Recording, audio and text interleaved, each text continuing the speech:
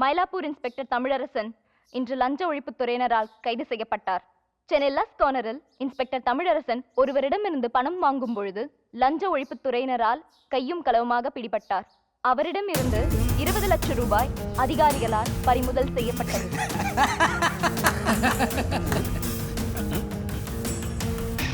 சரிடா, நல்லா சரி.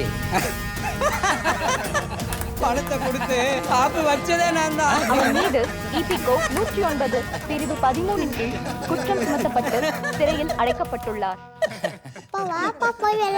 குட்டி வாடா வாடா வாடா, அப்பா சந்தோஷமா இருக்க.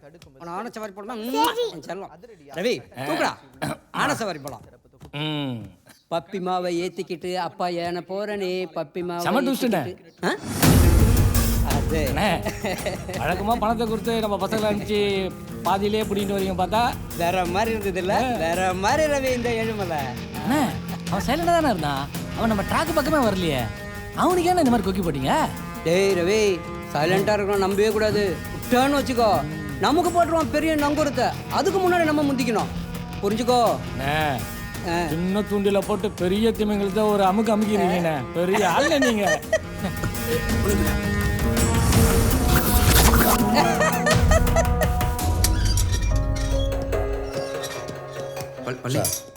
என்ன மன்னிச்சிருங்க சார். குழந்தைய காப்பாற்றுறது பணத்துக்கு நீங்கள் பட்ட கஷ்டத்தை பார்த்தோன்னு தான் ஏழுமலைகிட்ட வாங்கினா திருப்பி அக்யூஸ்டை ரெக்கவர் பண்ணக்கப்புறம் கொடுத்துடலான்ட்டு பணத்தை கேட்டேன் சார். உங்களுக்கும் ஏழுமலைக்கு இருக்கிற 300 எனக்கு தெரியாது சார். தயவு செஞ்சு என்னை தப்பாக எடுத்துக்கிறாங்க சார். பழனி, என் கூட வேலை செய்கிறவங்க யாரும் தெரியாமல் இவ்வளோ வருஷம் நான் வேலை செஞ்சிட்ருக்கேன். உங்கள் மேலே எனக்கு எந்த சந்தேகம் கிடையாது. நாம் குழந்தைய காப்பாற்றுறதுக்கு எடுத்த எல்லா முயற்சியும் சரிதான். ஆனால் அவங்ககிட்ட கேட்டது தான் தப்பு. நீ நல்லவன், நல்லது நினச்சேன். அவன் மோசமானவன், வேற என்ன நினைப்பான்? சார் கேட்குறேன்னு தப்பாக நினைக்காதீங்க சார். உங்களுக்கு அவனுக்கு என்ன சார் பிரச்சனை? உங்கள் மேலே ஏன் அவனுக்கு இவ்வளோ கோவம்?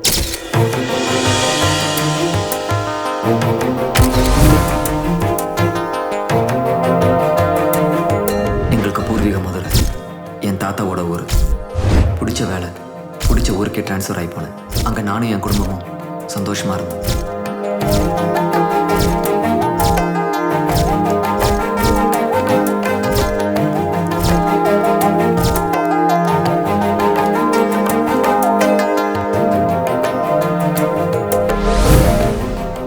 ஒரு பெக்யூலர் கேஸ் மீட் பண்ண வேண்டியதாக இருந்தது. அந்த கேஸ் என் வாழ்க்கையில் ஒரு பெரிய மாற்றத்தை உண்டு பண்ணுச்சு. ஏன்னா டே ரவி, வாரத்துக்கு ஒரு வாட்டி வர என்ன 2 வாட்டி வர வைக்கிறேன்.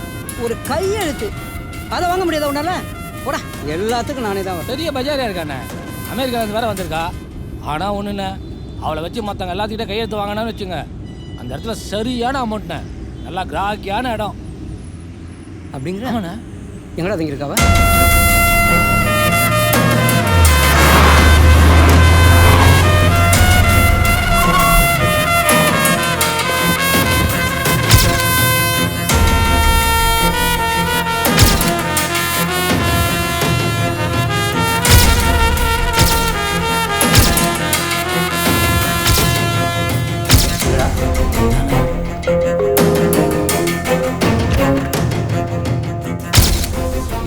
அமெரிக்காவில் வந்த அங்கேயே சந்தோஷமா இருக்க வேண்டியதுதானே? பசங்க சொன்னாங்க, நீங்க சொன்னாதான் 20 பேர் கையெழுத்து போடுவாங்களாமே.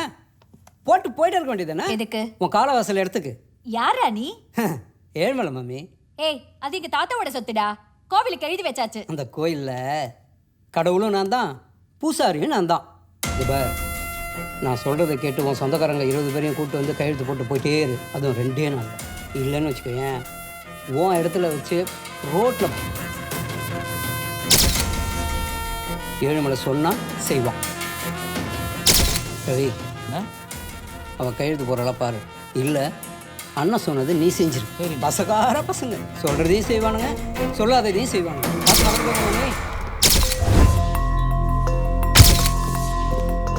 சார், என் பேரு ராஜலட்சுமி சார். நான் கல்யாணமாயி அமெரிக்காவில் செட்டில் ஆயிட்டேன். என் தங்கச்சி பொண்ணு கல்யாணத்துக்காக பல வருஷம் கழிச்சு நான் இப்பதான் சார் மதுரைக்கே வந்திருக்கேன். இங்க மாட்டுத்தாவணி பக்கத்துல ஒரு ஹோட்டல்ல தங்கியிருக்கேன் சார். எங்களுக்கு பூர்வீக இடம் இருந்தது சார் காலவாசல்ல. அதையும் அப்பவே கோவிலுக்கு எழுதி கொடுத்தாச்சு. நான் ரூம்ல இருக்கும்போது ஏழுமலைங்கிறவர் வந்து மிரட்டாரு சார். பின்னாடி இருக்க காலி இடத்துல எழுதி கொடுக்க சொல்லி தகாத வார்த்தையில பேசுறாரு சார். ஓகேம்மா, கம்ப்ளைண்ட் எழுதி கொடுத்துருப்பாங்க, நான் ஆக்ஷன் எடுக்கிறேன். சார் ஒரு நிமிஷம், நான் சொல்றதை கேளுங்க சார். நாளை காலையில 7 மணிக்கு ஃப்ளைட் சார். அந்த இடத்த வந்து கொஞ்சம் பாத்துருங்க சார், ப்ளீஸ் சார். அந்த ஏரியா எந்த லிமிட்டில் வருது? அவங்க சொல்கிற காலவாசல் ஏரியா நம்ம லிமிட் தான் சார். போய் பார்த்துடலாமா? மாத்திரலாம் சார்.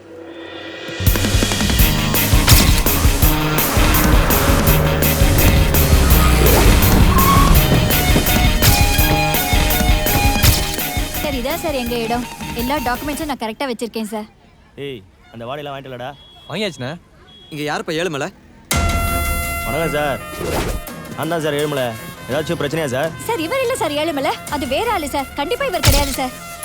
என்னம்மா என் இடத்துல வந்து நின்றுக்கிட்டு என்ன ஏழுமலை இல்லைங்கிற? இது எங்கள் அப்பா கட்டின பில்டிங்கு. 10 வருஷமா இந்த இடத்துல தான் இருக்கேன். இங்கே இருக்கிறவங்க எல்லாருக்கும் தெரியும் சார். சார் எங்க தாத்தா எனக்கு எழுதி வச்ச இடம் சார் இது. நான் அப்பவே கோவிலுக்கு எழுதி வச்சிட்டேன். போய் சொல்கிறாங்க சார். டேய் பத்திரத்தை கூடுறா. இந்த இடத்த எங்கள் அப்பா என் பேருக்கு எழுதி வச்சிருக்கா சார். பத்திரத்தில் தெளிவாக இருக்குது சார். இங்கே இருக்கிற யார்கிட்ட வேணாலும் என்னை பற்றி கேட்டு பாருங்க சார். இது என் இடம்.